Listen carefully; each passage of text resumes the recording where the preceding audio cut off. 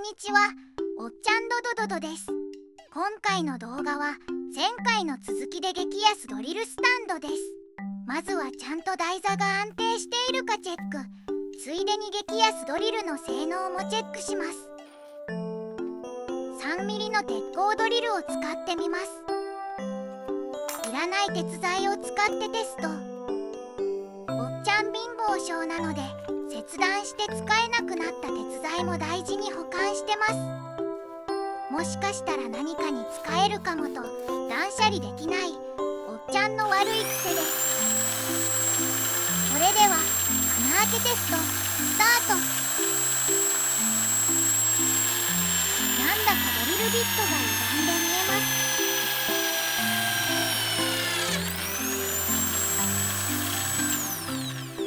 うまく穴は開きましたが気になる感じ。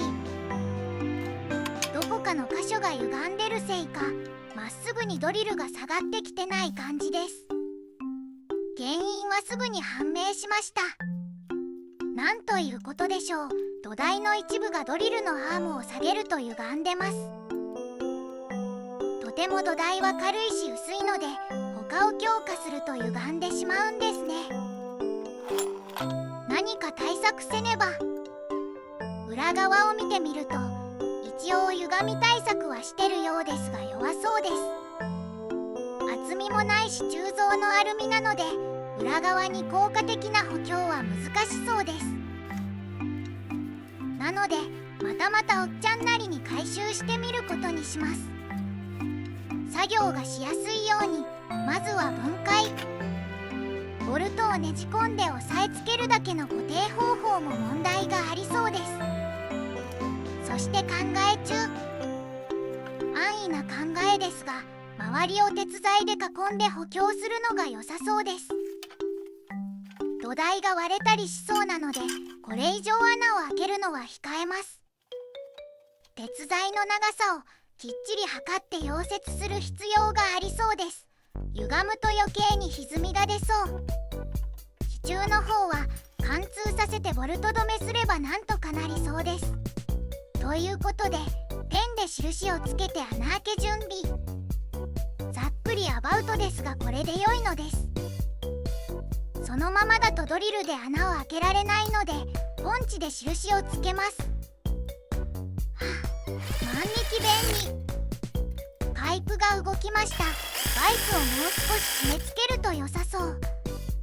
でもパイプが歪みそうです。何か緩衝材を入れた方が良いのかな。穴を順番に広げていく慎重なおっちゃん。よくよく考えると今あるネジ穴は広げて貫通させるのでパイプを装着したまま穴を開けた方が簡単でした。6mm のネジ穴が開いてるので 6mm のドリルで穴を広げます。今更ですがもう返金も保証も効きません。笑い。土台がアルミ製なので楽に穴が開きました。無事に貫通しています。パイプの裏側にナットを入れて土台とパイプを共締めして強度アップ。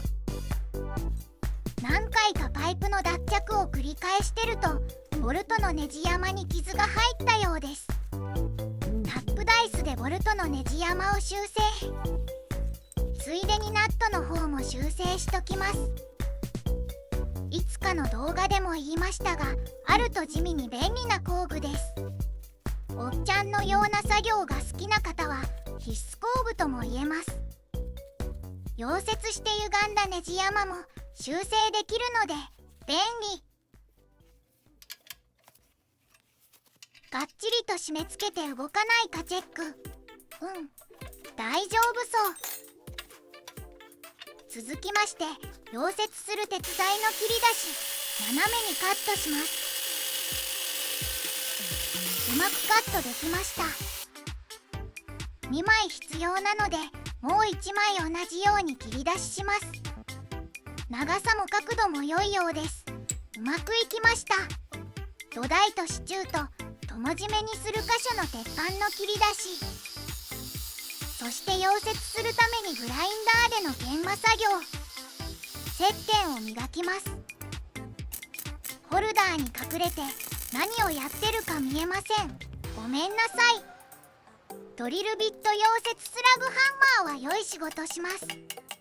点付けして形を決めたら本溶接開始。この時も曲がったり歪んだりしてないか時々土台に合わせてチェックしてみます。良い感じに溶接できてます。表も裏も溶接しました。強度も出てるかと思います。支柱を差し込んでボルト止め、弱かった部分が曲がらないかチェックします。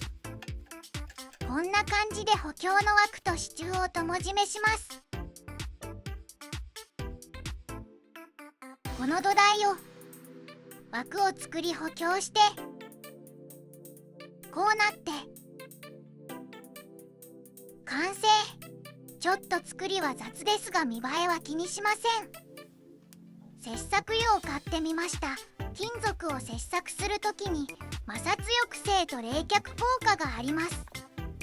おっちゃんの作業ではそこまで必要なさそうですが、なんとなく買ってみました。ふむふむ、水と混ざりやすく冷却効果に優れてますと。水で10倍から20倍に薄めて使用してください。1リットルもありますぞ。オイル差しを買ってみました。 180ml の容量がありますが、少量を作りたいので大体で希釈してみます。封がしてあるのでカッターで切ります。切れません。ハサミで切りました。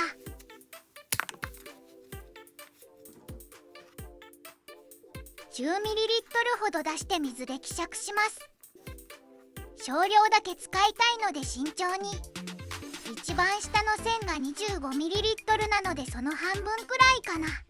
希釈して量が増えるのでその分も考えながら。水で希釈、乳白色になりました。美味しそうですが飲めません。先日総合検診で飲んだバリウムにもそっくりです。さて強化したドリルスタンドを試してみます。約 3mm の鉄材に穴を開けます。ヤフーのオークションで激安ドリルビットを購入。99本と書いてありました。ついでにドリルビットの性能も試します。まずは少量を垂らしてみます。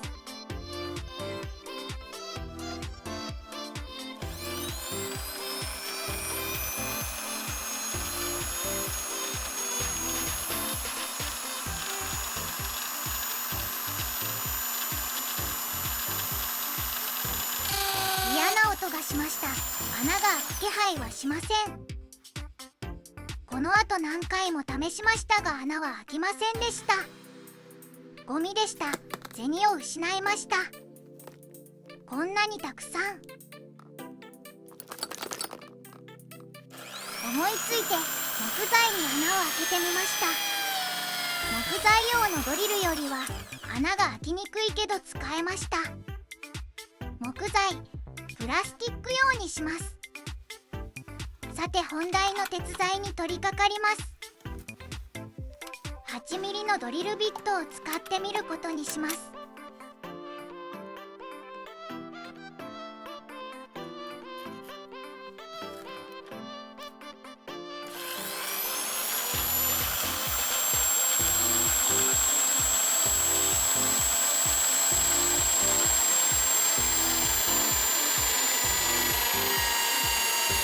おかしいと思ったら点になってました。単純なミスです。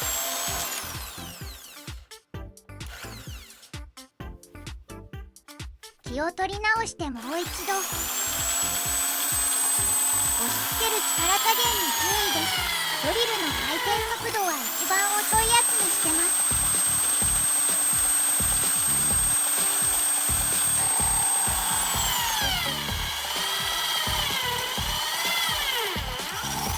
回転を上げれば止まらないかな。ドリル台ごと回転します。やはり何かに安全過程の方が使いやすいかもしれないです。穴は恐る恐るでしたが開きました。慣れるともっと簡単に穴を開けられそうです。ドリルを下げた時にギシッと音がするのでブリスを塗ってみます。薄くまんべんなく塗ってみました。抵抗も少なくなってバッチリ。使用感のレポートなはずが9割方回収な動画になりましたが、今回の動画はここまで。ご視聴ありがとうございました。